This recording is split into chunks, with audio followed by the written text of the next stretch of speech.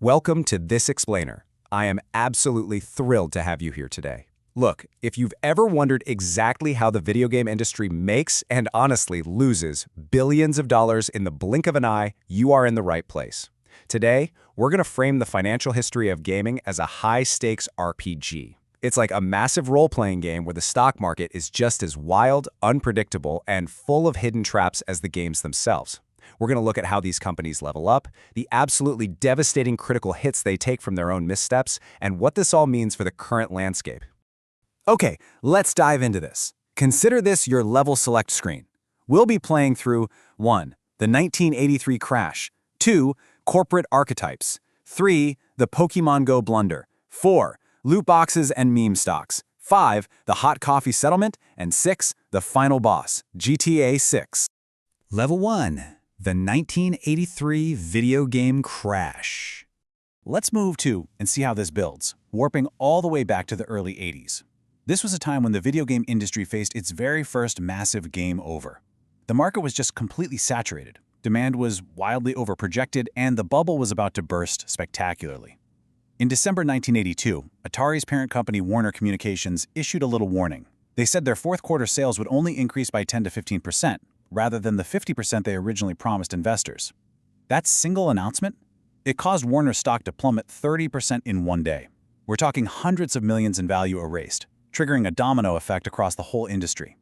By 1983, the industry was producing 175% more games, but consumer demand only rose by 100%.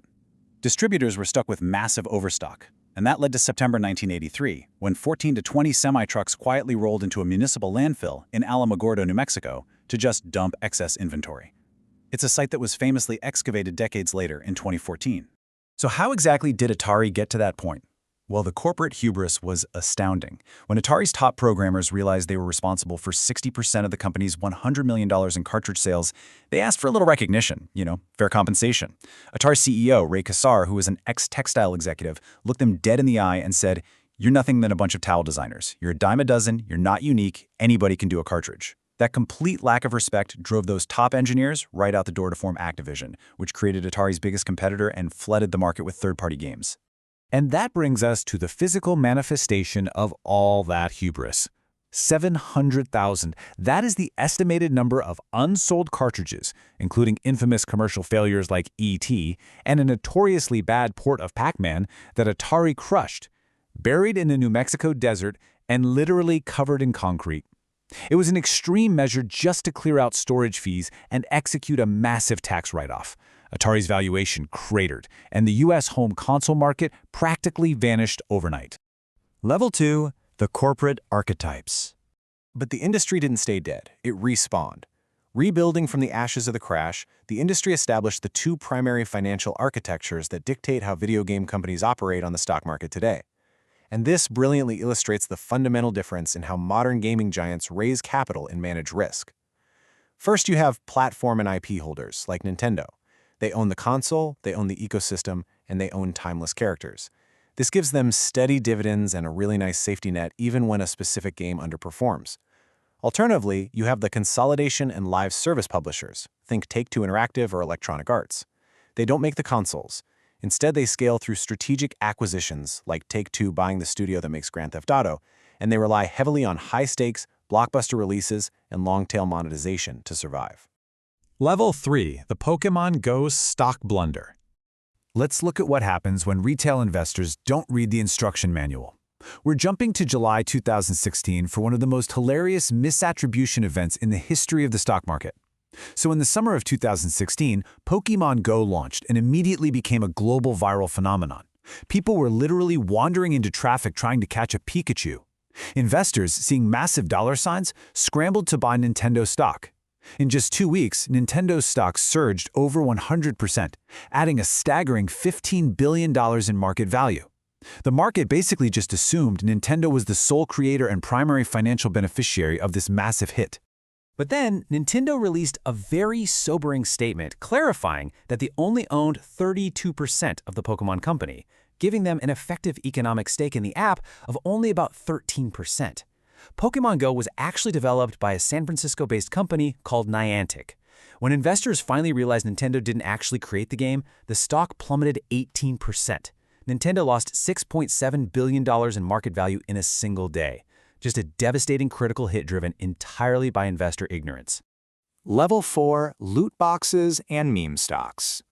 Now we're entering the modern era of live service games and retail trading platforms. It's a chaotic time where player revolts and Reddit forums can directly attack a billion-dollar company's HP. In November 2017, Electronic Arts released Star Wars Battlefront 2. The game featured a progression system heavily dependent on randomized loot crates, practically forcing players to spend real money to unlock iconic characters like Darth Vader. When gamers rightfully complained, EA posted this now infamous response on Reddit, claiming it was to provide a sense of pride and accomplishment. Yeah, well, it became the most downvoted comment in Reddit history. This caused a massive global community revolt, and even triggered European regulators to investigate whether these randomized crates constituted unlicensed gambling.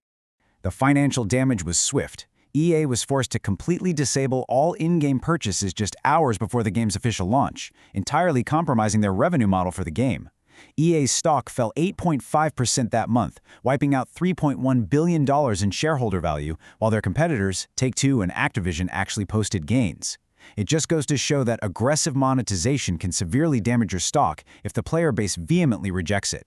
And speaking of player-driven market anomalies, we absolutely have to mention GameStop in early 2021.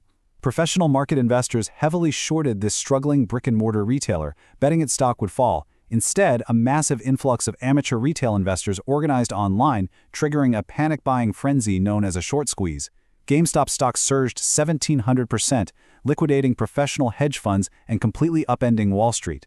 It was the ultimate example of the gaming community turning the stock market into their own multiplayer game. Level 5, the hot coffee settlement. We're now turning our focus to Take-Two Interactive, the publisher behind the Grand Theft Auto series, to examine the financial fallout of one of gaming's biggest controversies, the hot coffee mod. In 2005, a modder discovered hidden, unlocked adult content buried deep in the code of Grand Theft Auto San Andreas. The resulting media firestorm was immense. The FTC launched an investigation, the ESRB revoked the game's mature rating and bumped it to adults only, which meant major retailers instantly pulled it from shelves, and Take-Two was hit with grand jury subpoenas from the New York District Attorney. Upon that news, Take-Two stock plunged 20% to $10.30 a share in after-hours trading, a massive market debuff from leftover code. Now, what's really interesting about this slide is the real-world cost of this digital controversy, because it was steep. By 2009, Take-Two agreed to a class action settlement. Their insurance carriers covered about $15.2 million, but Take-Two paid just under $5 million directly, plus another $7.5 million in SEC penalties related to broader corporate practices at the time. A single line of hidden code can easily cost a publisher tens of millions of dollars, not to mention severe reputational damage. Level 6, the final boss. Is GTA 6 priced in?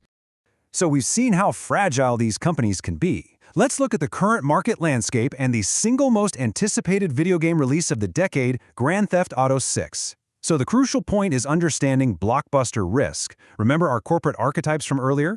Take-Two is a consolidation and live service publisher. Their entire valuation, their massive growth since the late 90s, is heavily, almost exclusively tied to Rockstar Games and the Grand Theft Auto franchise. They don't have the safety net of hardware sales like Nintendo does. They are completely reliant on this one massive singular intellectual property to justify their stock price. Which leaves us with this final high-stakes question. With years of unprecedented hype, a budget rumored to be in the billions, and the entire financial architecture of Take-Two riding on its shoulders, is the success of GTA 6 already perfectly priced into the stock? Or, if the game suffers delays, backlash, or misses sales targets, are modern investors simply setting themselves up for another spectacular game over?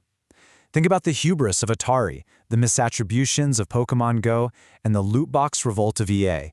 Have we learned the mechanics of this game, or are we destined to repeat the same levels? That is something every focused learner and investor should keep in mind as we watch this industry continue to evolve. Thank you for joining me for this explainer, and keep learning.